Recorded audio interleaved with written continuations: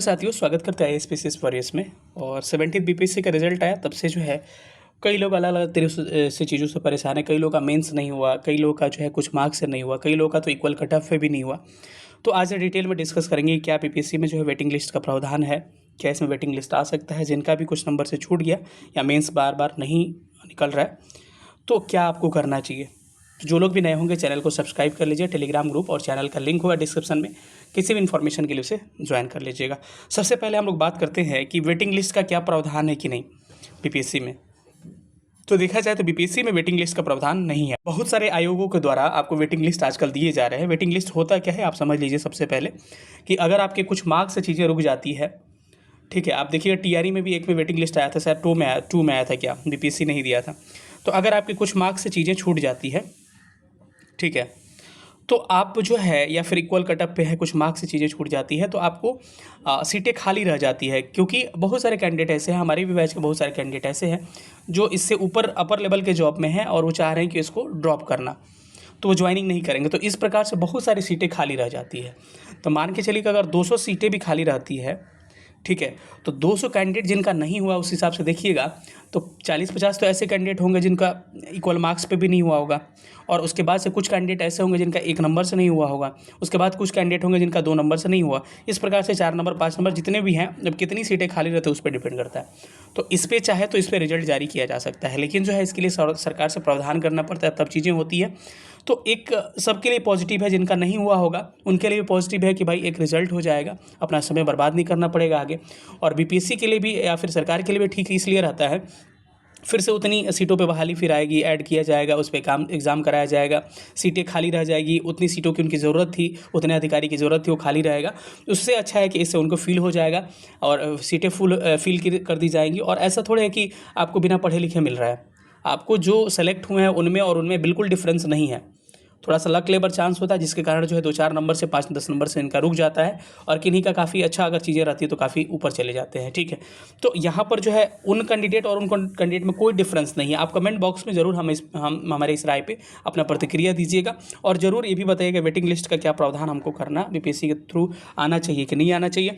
और दूसरा, भले ही संशोधन करना पड़े चीज़ों में, ठीक है। कल मैंने वीडियो डाला था तो एक आदमी बड़ा मतलब कि कमेंट अजीब किया था, बोल रहा है कि आपको इतना भी दिमाग नहीं है कि आप जो है एडीओ में कह रहे हैं कि रिटेन मेंस होगा, इसके लिए ये करना पड़ेगा सरकार को। वो नहीं कहा, अरे भाई टीआरई 2 में नहीं था, एडीओ में नहीं था, सेकंड एग्ज़ाम संशोधन करके आया ना, फिर से हो रहा है ना। उसी प्रकार से मेंस के लिए भी संशोधन किया जा सकता है रिटेन एग्ज़ाम के लिए। ये संशोधन करना सरकार को कोई बड़ी बात नहीं है, ये हो जाती है।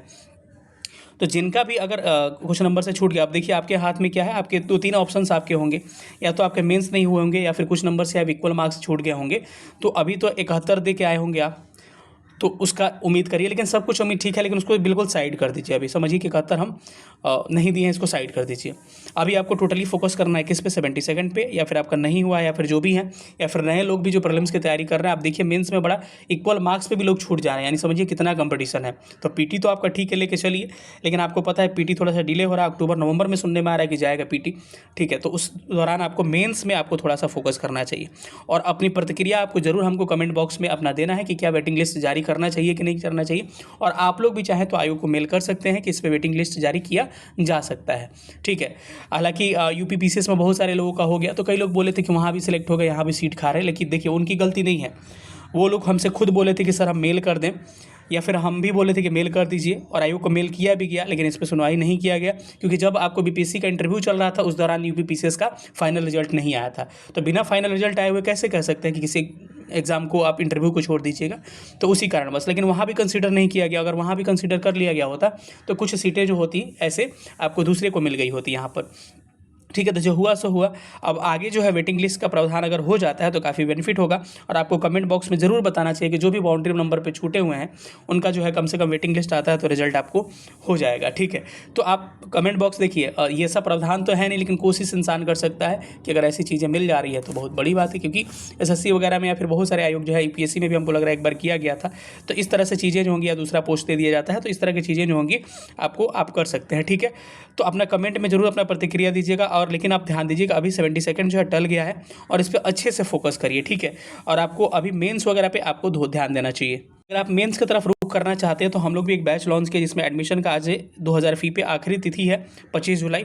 इसमें आपके टोटल 34 टेस्ट मिलेंगे, GS1 GS2 34 सेक्शनल और 6 फुल लेंथ, GS1 GS2 और ऐसे के टोटल 40 टेस्ट हो गए। और इसमें जो है आपको चीज़ों को अच्छी तरह से कराया जाएगा। कॉल करने के लिए दिया गया नंबर 9117166347, नीचे नंबर दिए गए पे आपको व्हाट्सअप में मेंस लिखना है। इसके डिटेल फीचर्स में आते हैं तो बहुत सारे फीचर्स है इसमें। आपको एक सप्ताह पहले टेस्ट टॉपिक दिया जाता है, उसका नोट्स दिया जाता है। सैटरडे संडे को एक दिन GS का, एक दिन ऐसे का टेस्ट होता है। टेस्ट छूट जाता है तो लेट सबमिशन है। मॉडल आंसर हो गया, टॉपर्स कॉपी हो गया। बीच में आके हमको एप्लीकेशन पे IP वेरिएशन हमारा एप्लीकेशन है उस पर आपको लेक्चर लेके बताया जाएगा कि ऐसी ऐसी चीज़ें इसको लिखना है। अगर आपको बिल्कुल जीरो से लिखने नहीं आ रहा है, बिगनर है, तो बताया जाएगा।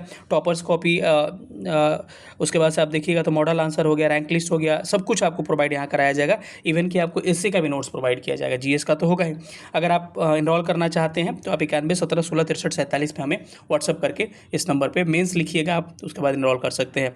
और आपकी कमेंट जो जरूर हमारा डिमांड रहेगा कि आप कमेंट जरूर करिएगा कि क्या जो है यहाँ पर वेटिंग लिस्ट जारी होना चाहिए कि नहीं होना चाहिए। और आयोग को आप मेल भी कर सकते हैं, ठीक है। आप साइट पे जाइए, आयोग का मेल दिया गया, ईमेल ID पे आप मेल कर सकते हैं अपना नाम और अपने मार्क्स के साथ साथ और कट ऑफ कितना गया है उसके साथ साथ। मिलेंगे अगले वीडियो में, तब तक अपना ख्याल रखिएगा। सेशन देखने के बहुत बहुत धन्यवाद। अपनी प्रतिक्रिया जरूर दीजिएगा, हमारा आपकी प्रतिक्रिया का इंतजार रहता है। Thank you so much.